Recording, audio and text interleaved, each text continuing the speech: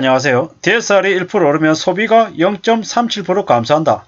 빚 많은 저소득층의 타격이 더 크다. 라는 뉴스를 말씀 좀 드릴까 합니다. DSR이 뭡니까? DSR. 원리금 상환 비율이죠. 원리금 상환 비율. 소득 대비 원리금 상환 비율을 얘기합니다. 소득 대비. 이제 가계 원리금 상환 비율이 예를 들어 만약에 50%다. 라고 하면 무슨 얘기냐? 번 돈의 50%를, 절반을 은행에 빚 갚는 데 쓴다라고 보면 맞다라는 거죠. 근데 이제 금리가 오르면 이자 부담 때문에 원리금 상환 비율, DSR이 이제 올라가는 거죠.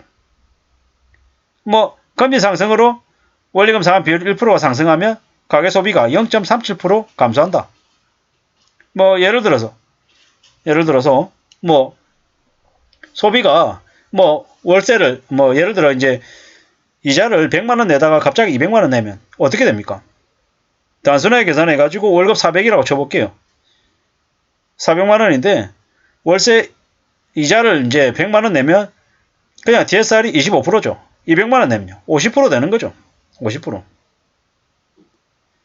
근데 이제 예를 들어 그 단순 계산해 가지고 25%가 늘면요. 대충 이제 가계 소비가 한 10% 이제 감소한다라는 거죠. 근데 가계 소비가 10%보다 더 감소할 수도 있죠. 단순하게 계산해 가지고 이자 나가는 돈이 더 많아지니까 쓸 돈이 없는 거죠. 쓸 돈이 없으면 소비는 어쩔 수 없이 줄이는 거죠. 나중에 극단적으로는 밥 먹는 것도 줄이는 거죠. 밥 3끼 먹는 거 2끼 먹고요. 외식은 생각도 못하고 그냥 거위처럼 사는 거죠. 거위처럼. 이웃 나라 일본에 코인런치라고 하는 용어가 있습니다. 코인런치가 뭡니까? 점심시간 때 500엔, 한국 돈으로 5,000원 가지고 해결한다라는 겁니다. 왜 코인런치가 인기를 끌었겠습니까? 사람들이 돈이 없으니까 비싸면 못 사 먹는 거죠. 그러니까 정말 가성비 있는 그런 식사가 인기를 끄는 거죠. 이제는 점점 시간이 지나면 지날수록 밑반찬들이 안 나오겠죠. 김치 나오고 예를 들어 김치 있고 콩나물 있고 있고 서너 가지 반찬 있고 국에 밥이 예를 들어 정식이다라고 하면 이제는 그런 밑반찬 없어지겠죠. 그냥 밥 아니면 반찬 밥, 국 끝이겠죠. 아니면 밥 위에다가 고기들 돼지고기 두루치기 이런 것들 조금 올리고 그냥 덮밥 해가지고 가격을 대폭 낮추겠죠. 제가 다니는 회사 근처에 이제 식당이 있어요. 그 식당이 뭐냐? 그냥 뷔페식이에요. 뷔페식인데 6,900원. 6,900원인데 고기도 있고 국도 있고 숭늉도 있고 이게 많아요. 한켠에는 라면도 있고요. 근데 방리담회죠. 방리담회. 그런데 사람들 되게 많이 와요. 직장인들도 오고 오토바이 배달 라이드 하시는 분들도 오고 이래저래 되게 많이 오거든요. 많은 사람들이 와서 먹는데 왜 모이겠습니까? 가격이 싸니까. 그쪽 일대에 6,900원 주고 한 끼 먹을 수 있는 곳이 없으니까요. 거기 말고 없는 거예요. 다른 곳은 그냥 만원, 12,000원, 14,000원 만원 해도 그 정도면 나쁘지 않네. 이런 분위기인 거죠. 이제 나중에 시간이 점점 더 지나면 사람들이 이제 다른 사람들하고 일본처럼 같이 밥 안 먹겠죠. 왜? 돈이 없으니까. 못 먹는 거죠. 그리고 집에 가면 냉동 벌크로 돼 있는 냉동밥 이런 거 사가지고 개당 300원, 400원 꼴 하는 거 사서 그냥 그걸로 끼니 때우는 거예요. 데워가지고 그걸 한 끼 먹고 퇴근하고 나면 또 집에 가서 또 일하고 왜? 빚 갚으려면 그렇게 안 살면 안 되니까. 이렇게 살아간다라는 거죠. 가구 소득의 30%, 하위 30%에 속하는 고부채 저소득 가구는 DSR이 1% 올라가면 소득이 0.47% 줄어든답니다. 47%.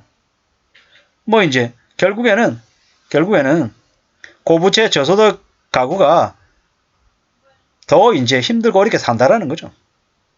힘들고 어렵게.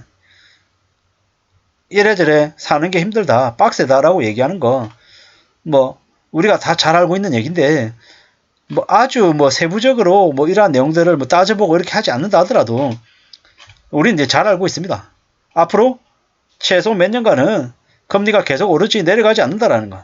대한민국 언론들은 상당수가 가짜인 게 금리가 2023년 하반기가 되면 내려갈 것처럼 얘기합니다.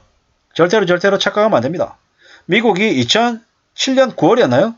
기준금리 5.25%까지 올라갔다가 내려갔어요. 근데 한국은 2008년 한 9월쯤인가? 대략 한 미국이 금리를 내리고 난 이후에도 한 1년가량 있다가 금리를 내렸어요. 이게 시사하는 바가 뭐냐?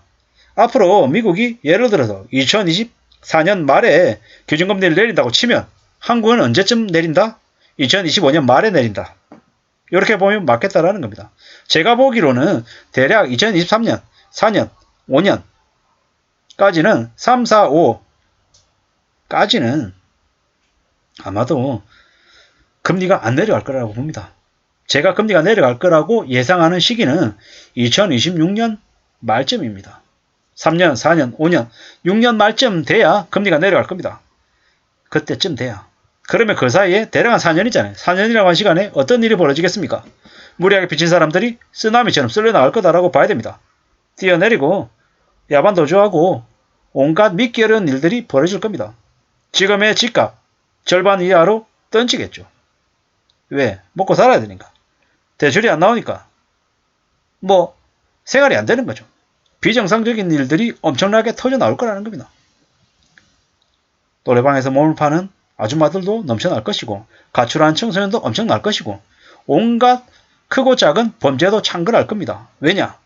비정상 사회가 되니까요. 신뢰가 무너질 것이고 사람들, 가까이 있는 사람들부터 뒤통수 치고 자식이 부모를, 부모가 자식을 이용해 먹고 악용하는 일들이 엄청나게 많이 생기지 않을까라는 생각도 해봅니다. 최근에 언론에 보면 좀 무서운 얘기들이 되게 많이 나오죠.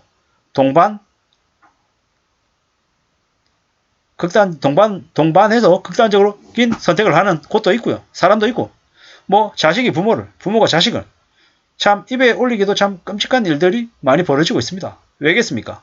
상당수는 경제적인 이유 때문에 그러한 일들이 벌어진다라고 생각합니다.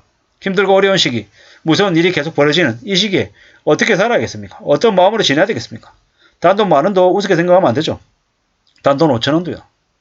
좀 가까운 거리는 운동한다 생각하고 걸어다니고 뛰어다니고 소비를 어떻게든 줄여서 우리 가족을 지키는 진짜 목숨줄이다라고 생각하고 10,000원, 20,000원, 30,000원 아끼면서 살아야 된다는 거죠.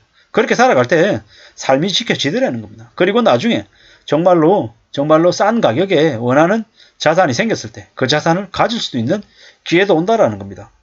내가 흥청망청거리고 대충 살면서 인생은 한 방이야 이러면서 대충 살았는데 갑자기 나한테 떼부자가 될 수 있는 기회가 온다? 남들한테 안 오는 나한테만 오는 특별한 기회가 온다? 아니라는 거죠. 그런 말에 빠지면 어떻게 됩니까? 사기당합니다. 사기당해서 인생이 다 초토화됩니다. 절대로 살아가는 게 쉽지 않고 만만하지 않고 단돈 10,000원을 벌려고 그래도 땀 흘려야 됩니다. 힘듭니다. 눈치 봐야 되고요. 자존심 내려놔야 되고요. 온갖 이제 자존심 다 상해가면서 버는 게 돈이라는 겁니다. 살아가는 게 절대로 쉽지 않고 만만치 않다. 함부로 욕심부려서는 안 되겠다. 빚은 더 도려하고 겁내야 되겠다. 함부로 빚지는 걸 생각해서는 안 되겠다라는 말씀을 드리면서 마실까 합니다. DSR 1%가 오르면 소득이 0.37% 감소한답니다. 빚이 많은 사람들이 더 힘들어진다고 하는 뉴스이니 천천히 읽어보시고 또 잘 생각하시고 살아가셨으면 좋겠습니다. 감사합니다.